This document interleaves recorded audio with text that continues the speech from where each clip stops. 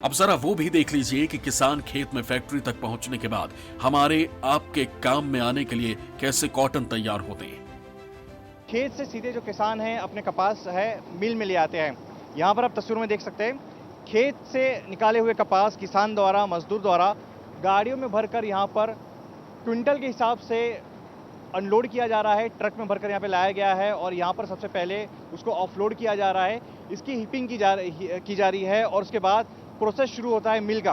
हमारे साथ अनुभव अग्रवाल जी है जो कि तिरुपति मीनिंग के जो मालिक है वो बताएंगे। सर, कपास वहाँ पर पहुँच चुके हैं, इसके बाद आप कपास का करते क्या है? क्योंकि हम बड़ी बड़ी मशीन देख रहे हैं, ये मशीन किस तरीके से काम कर रही है?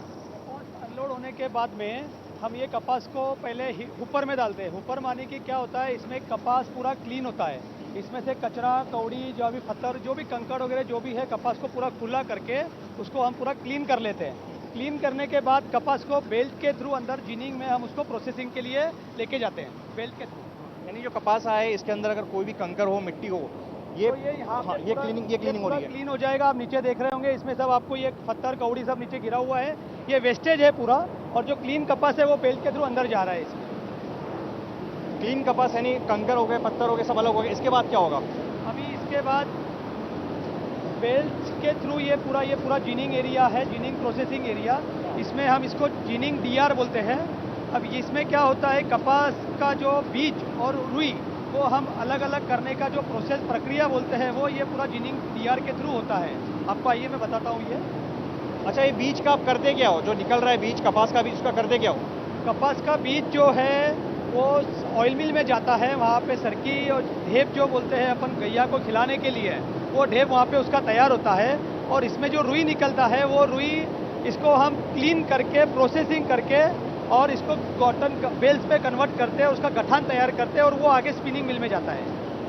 तो यहाँ आप देख रहे हैं कि कपास का जो कचरा मिट्टी था उसे क्लीन करके यहाँ पर अंदर प्रोसेसिंग के लिए यहाँ पर लाया गया है। बड़ी बड़ी मशीनों के यहाँ पर सेटअप लगाया गया है और आप तस्वीरों में देख सकते हो किस तरीके से काम कर रही है।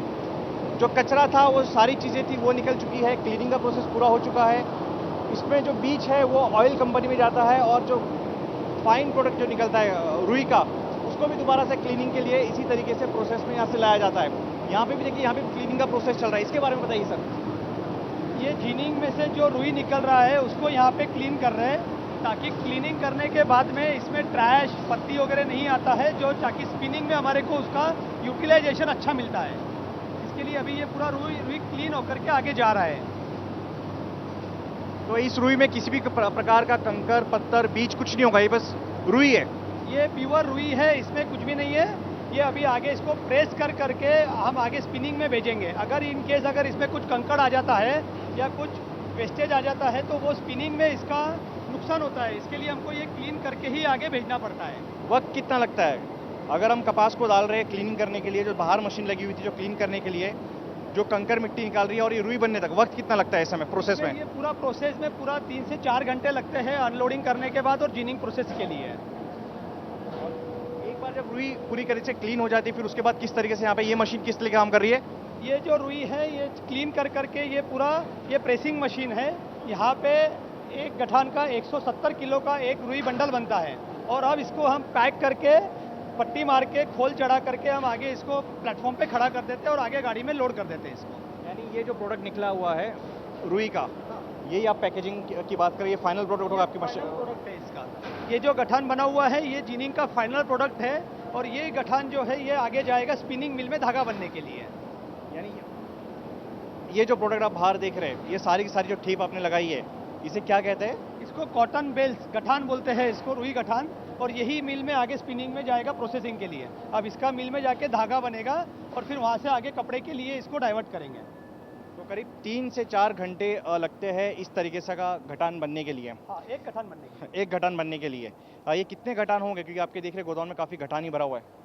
मेरे पास में अभी करीबन पिछले 5 से 7 दिन का जो भी स्टॉक है वो सब 700 से 800 हज़ार बेल पड़ा हुआ है, क्योंकि आगे डिमांड नहीं होने की वजह से इसको कोई खरीदी नहीं कर रहा है। तो ये माल पूरा ऐसे ही हमारे गोडाउन में पड़ा हुआ है। अभी जैसे डिमांड निकलेगा वैसे हम आगे इसको लोड करके आगे स्पिनिंग में रवाना करेंगे। तो देखा एक तरफ यहाँ पर जो है जो रॉ कॉटन है जो कपास हम कहते हैं, वो यहाँ पर जो किसान द्वारा है वो यहाँ पर अनलोड किया जा रहा है।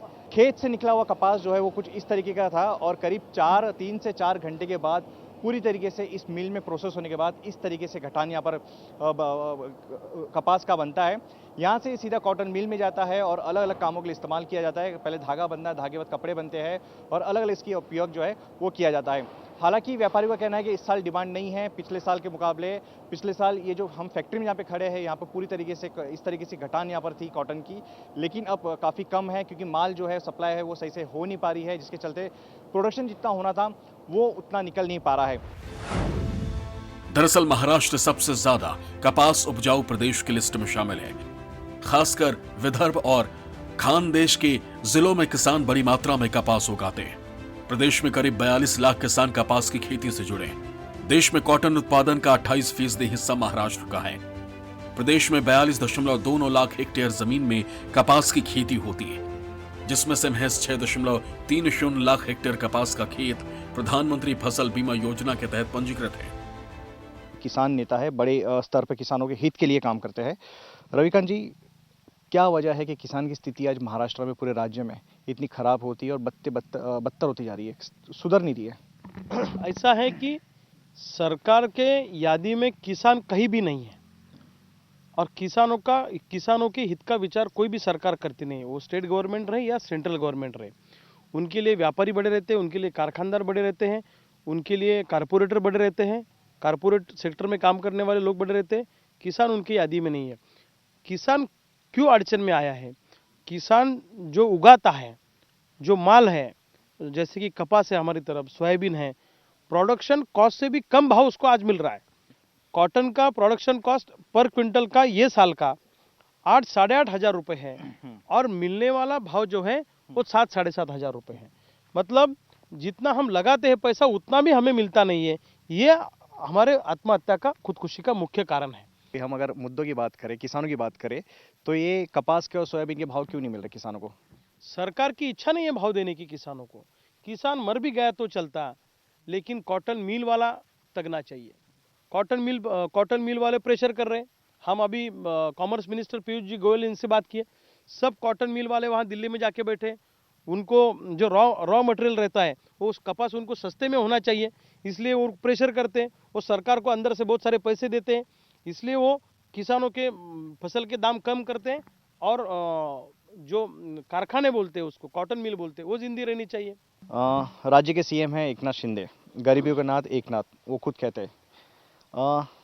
उन्होंने कहा था कि उनकी जब वो आ जाएंगे तो एक भी किसान आत्महत्या नहीं करेगा। क्या ज़मीनी स्तर पर ये क्या कहेंगे इस बारे में? ज़मीनी स्तर पर हकीकत ऐसी है कि एकनाथ शिंदे साहब ने बोला था मैं सीएम बनूंगा तो कोई खुदकुशी नहीं करेगा, और जब से वो सीएम हुए उससे ज़्यादा आत्महत्या का रेट बढ़ा है किसानों का।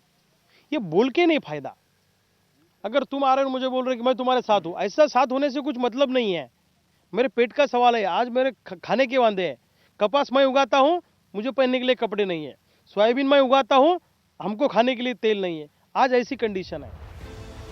बहरहाल तमाम किसानों की तरह महाराष्ट्र के कपास किसान भी सरकारी उदासीनता के शिकार हैं। नतीजा यह है कि धीरे धीरे कपास की खेती कम तो हो ही रही है, साथ ही किसानों की स्थिति भी बेहद दयनीय होती जा रही है। ऐसे में जरूरत है कि सरकार जल्द कोई ठोस कदम उठाए ताकि इस ऐतिहासिक फसल की खेती को भी बचाया जा सके, क्योंकि कपास का उल्लेख ऋग्वेद में भी मिलता है, जो ये दर्शाता है कि भारतीयों का कपास से सूती वस्त्र बनाने का ज्ञान प्राचीन काल से ही चला आ रहा है। कैमरामैन दिलीप अवरे के साथ अंकुश जायसवाल, बुल्ढाना, न्यूज़ 24। नमस्कार, मैं हूं मानक गुप्ता। अगर आपको हमारा ये वीडियो पसंद आया हो तो इसे लाइक और शेयर जरूर करें, और हां, हमें सब्सक्राइब और फॉलो करना ना भूलें ताकि आप देश और दुनिया की कोई खबर मिस ना करें। तो जुड़े रहिए हमारे साथ और देखते रहिए न्यूज़ 24।